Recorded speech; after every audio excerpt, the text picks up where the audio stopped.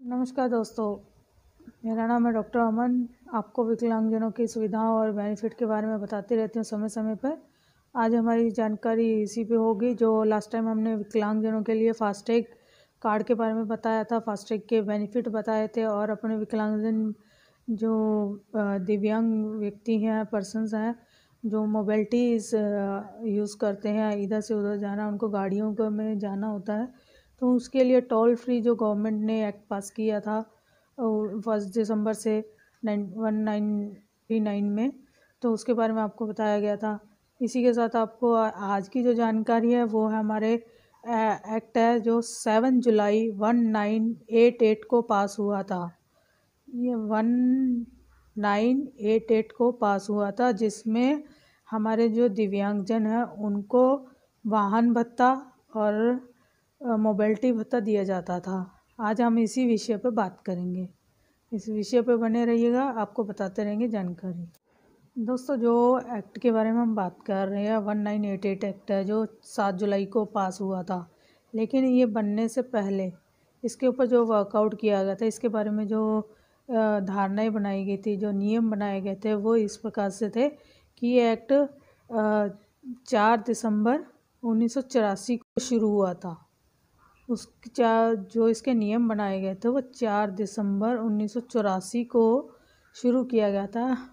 तो उसमें इसकी जो जीवन धारणाएँ थी और जो जिसके अकॉर्डिंग आज भी अपने भारत में संविधान में जो दिव्यांगों को बेनिफिट मिलते हैं वो इसी के अकॉर्डिंग मिलते हैं। 4 दिसंबर 1984 के अकॉर्डिंग ही वो बेनिफिट दिए जाते हैं। ये बेनिफिट किस प्रकार से, इनके नियम क्या है, मैं आपको इस वीडियो में बता रही हूँ, आप ध्यान से सुनिएगा। ये हमारे जो दिव्यांग पर्सन्स हैं उनके लिए बहुत ही इम्पोर्टेंट है। जो उनको अपने अधिकारों के बारे में जानकारी नहीं है वो यहाँ से पिकअप कर सकते हैं, इस वीडियो से देख सकते हैं, सुन सकते हैं और आराम से अपने अधिकारों के बारे में नॉलेज ले सकते हैं। दोस्तों, इसमें जो अपने दिव्यांग पर्सन आते हैं वो होते हैं या तो जो दिव्यांग जन्म से दिव्यांग होते हैं, यानी कि बाय बर्थ उनकी डिसेबिलिटी डिसाइड हो जाती है। बाय बर्थ वो डिसेबल पैदा होते हैं। एक तो वो कैटेगरी आती है और एक दूसरी कैटेगरी वो आती है जो अस्थाई रूप से होती है, यानी कि जैसे कि कुछ समय के बाद आना, जन्म से के बाद होना, जन्म पैदा होने के बाद होना, या एक्सीडेंट में हो जाना, किसी बीमारी से हो जाना, एक डिसेबिलिटी वो आती है।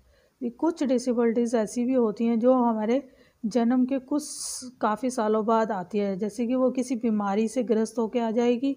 इसमें कुष्ठ रोग आ सकता है, कुष्ठ से रिलेटेड शुगर पेशेंट्स होते हैं, इनके अंग भंग हो जाते हैं, तो ऐसे ये डिसेबिलिटी बाद में आती है। लेकिन ये भी डिसेबिलिटी वाले पर्सन्स इसका वाहन भत्ता जो सरकार के द्वारा दिया जाता है उसका बेनिफिट उठा सकते हैं।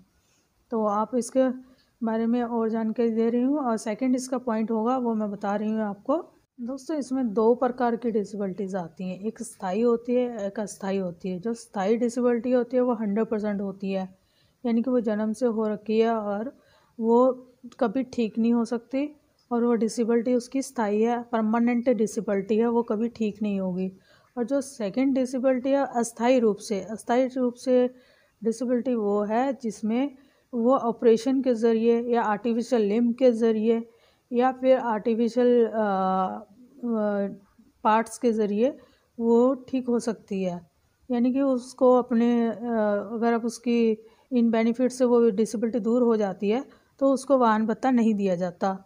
और लेकिन अगर ये डिसेबिलिटी फिर भी उसके अंदर रह जाती है, उसकी कुछ परसेंटेज बनाई गई हैं जिसकी वजह से वो परसेंटेज के अकॉर्डिंग उनको भत्ता दिया जाता है। ये परसेंटेज क्या है इसके मैं आपको अभी क्लियर कर देती हूँ ताकि आप ध्यान से सुनिएगा। ये परसेंटेज कितने प्रकार की हैं, ये मैक्सिमम 4 प्रकार की परसेंटेज है जिसमें आपको डिसेबिलिटी डिसाइड की जाती है। दोस्तों, इसमें है फर्स्ट जो आता है वो स्थायी डिसेबिलिटी, परमानेंट डिसेबिलिटी जो 100% है, जो कभी भी ठीक नहीं हो सकती। इसको तो हम परमानेंट डिसेबिलिटी कहते हैं, 100% डिसेबिलिटी होती है। इसमें उसको वाहन भत्ता हमेशा मिलता ही रहेगा और ये अपने कर्मचारी अधिकारों के अकॉर्डिंग अपना भत्ता ले सकते हैं।